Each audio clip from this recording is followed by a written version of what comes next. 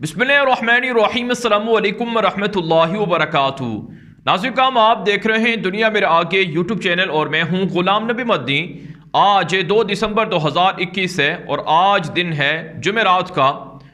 नाज़रीन, भारत के अंदर मोदी दहशतगर्द की हुकूमत मुसलमानों पर जुल्म कर रही है, मुसलमानों के हकूक छीने जा रहे हैं, मुसलमानों की मसाजिद को शहीद करने के लिए, मंदिर बनाने के लिए मुहिम जोरों पर जा पहुंची है। भारत की रियासत यूपी है जहां पर 6 दिसंबर 1992 को बाबरी मस्जिद शहीद की गई थी और जिन दहशतगर्दों ने बाबरी मस्जिद शहीद की थी, आज वही दहशतगर्द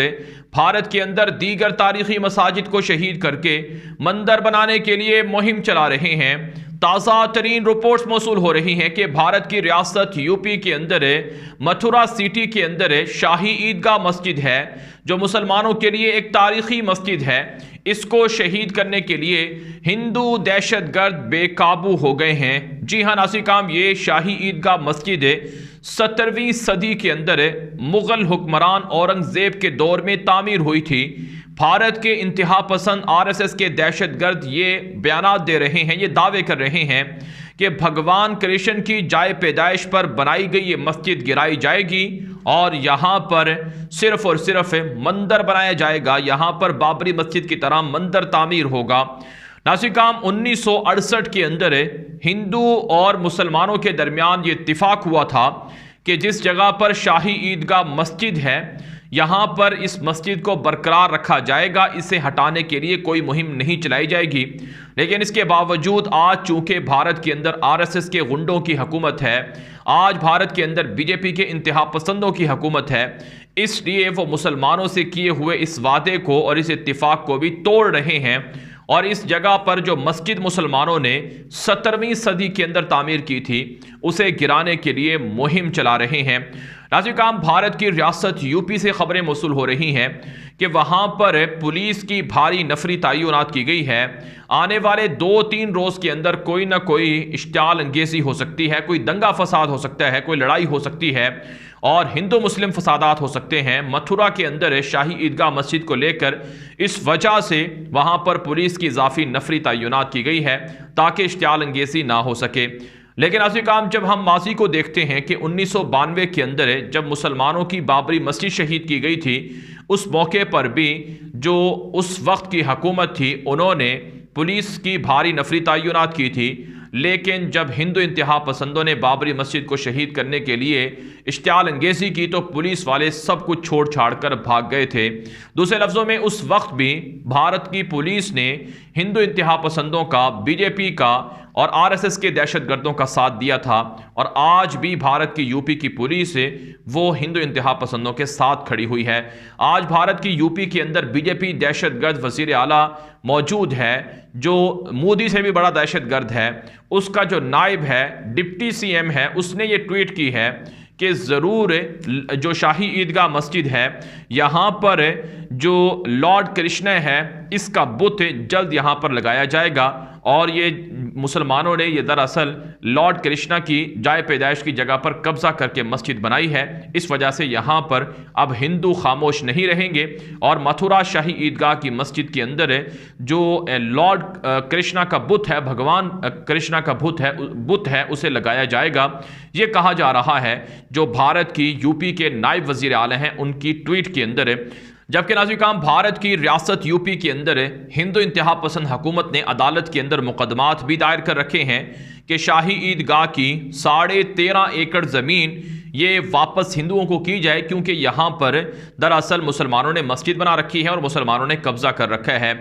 नाज़रीन, इसके अलावा मुख्तलिफ दीगर रियासतों में भी जो मुसलमानों की मसाजिद हैं उनको शहीद करने के हवाले से इसी तरह की मुहिम चलाई जा रही है। आरएसएस और बीजेपी से ताल्लुक़ रखने वाले हिंदू दहशतगर्दों का ये नज़रिया है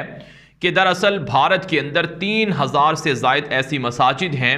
जिन्हें मुग़लों के दौर के अंदर बनाया गया था और ये जो 3000 मसाजिद हैं दरअसल ये भारत के हिंदू मंदिरों को, टेम्पल्स को गिराकर यहाँ मसाजिद बनाई गई हैं। लिहाजा इन जगहों पर मस्जिदों को गिराकर दोबारा मंदिर बनाए जाएंगे, इसका नज़रिया है भारत की आरएसएस जमात का, ये नज़रिया है और बीजेपी के अंदर ये मौजूद है और उनकी तकरीरों के अंदर اور ان کے رہنماؤں کے بیانات کے اندر، خطابات کے اندر یہ باتیں سننے کو ملتی رہتی ہیں۔ ناظرین کرام، یہاں تک کہ بھارت کی دہشت گرد بی جے پی جماعت اور RSS کی جانب سے یہ نظریہ بھی پایا جاتا ہے کہ جو دلی کے اندر جامع مسجد ہے، جو تاریخی مسجد ہے، یہ بھی دراصل مندر کو گرا کر مسجد بنائی گئی ہے، لہٰذا یہاں بھی جامع مسجد دلی کو بھی گرا کر یہاں پر مندر بنایا جائے گا، اس کے لیے مہم چل رہی ہے۔ آپ کو یاد ہے ناظرین کرام، آج سے 2-3 سال پہلے جب بابری مسجد کی جگہ جو رام مندر تعمیر کیا جا رہا ہے، اس موقع پر بھی ہم نے کہا تھا کہ مسلمان جس طرح سے خاموش ہیں، یہ خاموشی آنے والے دنوں میں ان کی دیگر مساجد کو بھی شہید کرنے کا ذریعہ بنے گی، اور ہندو انتہا پسند اس قدر بے قابو ہو جائیں گے کہ وہ مسلمانوں کی دیگر مساجد کو شہید کرنے کے لیے مہم چلائیں گے۔ اور آج ناظرین کرام وہ نتائج آ رہے ہیں، آج پورے بھارت کے اندر یہ سب چیزیں ہو رہی ہیں کہ بھارت کے اندر نہ صرف تاریخی مسجدوں کو شہید کر کے مندر بنانے کی مہم زوروں پر ہے، بلکہ بھارت کے اندر مسلمانوں کو مٹانے کے لیے مسلمانوں کے علاقوں پر بھی حملے ہو رہے ہیں۔ ریاست آسام کے اندر 6000 مسلمانوں کے گھر گرا دیے گئے، ریاست تریپورہ کے اندر 16 مسجدیں شہید کر دی گئیں،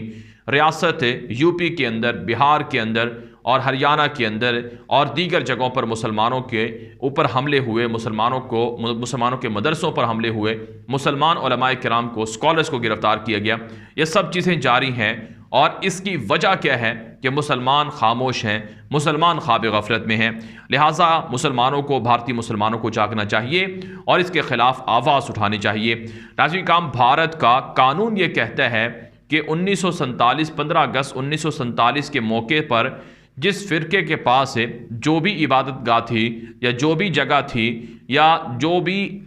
مقام یا جو بھی جگہ جس بھی فرقے سے،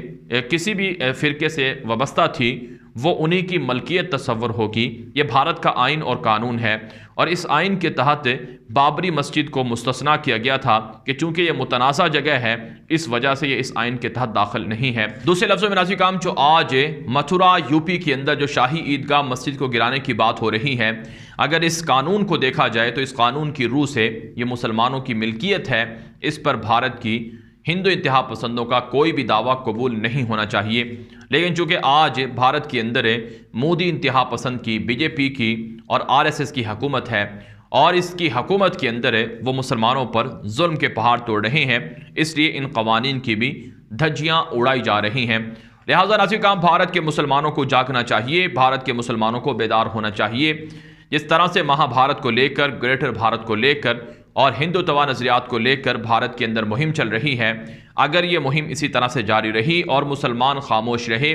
خواب غفلت میں رہے، تو ایک دن بھارت کے اندر مسلمانوں کو رہنا اور جینا بھی مشکل ہو جائے گا۔ لہٰذا ضروری ہے کہ بھارت کے مسلمان اکٹھے ہوں۔ ناظرین کرام، کتنی عجیب بات ہے کہ ریاست یوپی کی آبادی 23.5 کروڑ ہے، آبادی کے اعتبار سے یہ سب سے بڑا صوبہ سمجھا جاتا ہے بھارت کا، اور یہاں پر 18 کروڑ ہندو ہیں، جبکہ 4.5 کروڑ مسلمان صرف ریاست یوپی کے اندر بستے ہیں۔ اگر یہ 4.5 کروڑ لوگ جو ریاست یوپی کے اندر بستے ہیں، اگر یہ جاگ جائیں، اگر یہ بیدار ہو جائیں، اگر یہ اکٹھے ہو جائیں، تو کسی بھی طرح سے بھارت کی دہشت گرد بی جے پی جماعت اور RSS کے غنڈے مسلمانوں کی تاریخی مساجد کو شہید نہیں کر سکتے ہیں۔ بھارت کے اندر مسلمانوں کی مسجدوں کو شہید نہیں کیا جا رہا، بلکہ مسلمانوں کی شناخت مٹانے کے لیے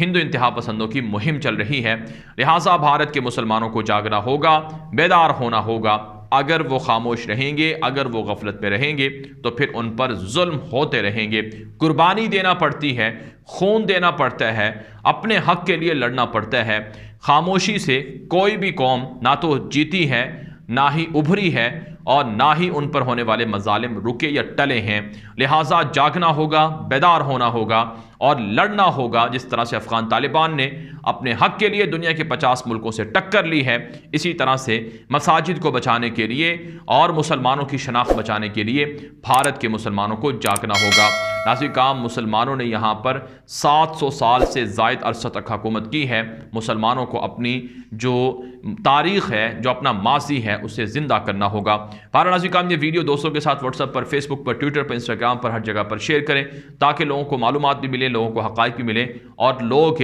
بھارت کے اندر ہونے والے اس ظلم کے خلاف متحد ہو سکیں۔ اپنی رائے کامنٹ کے ذریعے سے، واٹس ایپ کے ذریعے سے دیا کریں۔ آپ کی آراء کی روشنی میں ویڈیوز کو مزید اچھا اور بہتر بنایا جاتا ہے۔ اب تک کے لیے اتنا ہی، اجازت دیجیے۔ السلام علیکم ورحمۃ اللہ وبرکاتہ۔